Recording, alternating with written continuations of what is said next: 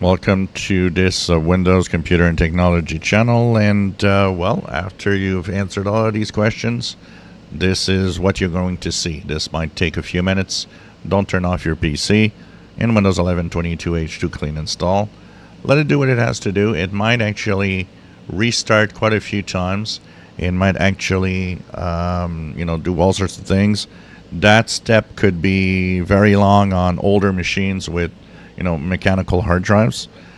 Just let it do what it has to do, and at some point you'll be on a desktop with the Windows 11 wallpaper that is the stock wallpaper that we see. Once that is done, is there something else to do? Well, first of all, there might be some updates still, so I would suggest that you go to your settings and immediately just go to Windows Update and check for updates to see if there's some updates to apply to be at the latest, greatest version, including the security updates. Mine had one cumulative update after, and then it was okay.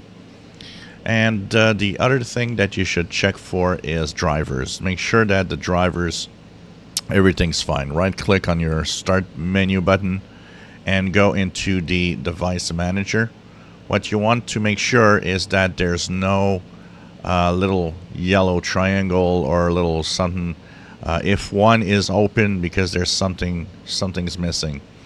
One of the most common things that might be missing on the computers is some of the system software components.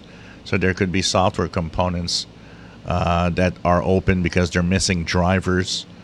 If that is the case, what you do is go to the manufacturer of your computer. So if it's an HP, Dell, Acer, Lenovo, whatever, Asus, go to the manufacturer, find your model, and find the drivers that they have.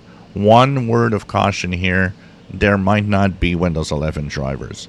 And an example is my Acer Nitro 5 was missing some of the software components, which was the basic components of the system. So what happened is I went to the manufacturer website, Acer. I entered the serial number that I had under the computer, which made it find immediately the computer I had. And I noticed that there's no Windows 11 section for drivers. What do? You install the Windows 10 drivers. For the most part, 99% of all Windows 10 drivers will work on Windows 11.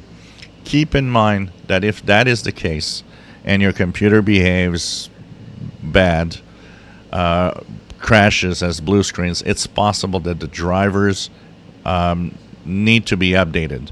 That would mean that if they don't have any drivers, maybe it's possible that your PC has a hard time with Windows 11 because they're not specific for Windows 11. If that is the case, you might actually need to revert back to Windows 10, and that's the fault of the manufacturer of your PC.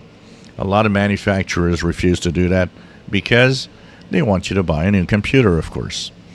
Also, there are device drivers that you don't install everything you see, especially if they're Windows 10 only. What you might notice is that actually Microsoft Windows has installed drivers that are actually more recent than anything available from your manufacturer. In my case, there was a driver for the Intel Wi-Fi.